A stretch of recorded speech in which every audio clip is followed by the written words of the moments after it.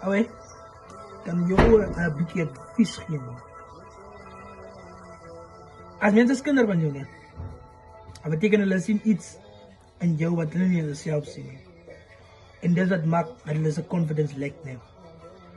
Jij is speciaal, jy is uniek van hulle anders af. Dat is wat maakt het jou hart.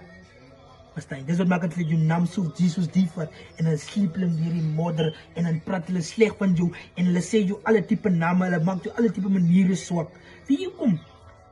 Jy is uniek. Jy is speciaal. Die Here het vir jou uniek en speciaal gemaakt.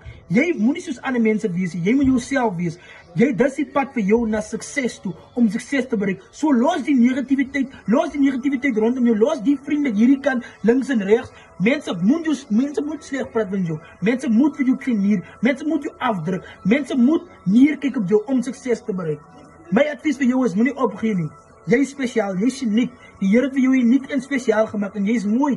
En jy is mooi in jou eie manier. Moenie waar wat Piet en Gert en Koos sê van jou nie.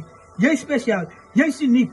Beklei van jou drome. Moenie waar wat mense sê nie. Mense gaan aan ons slecht, al doen jy goed, al doen jy slecht. Weet wat?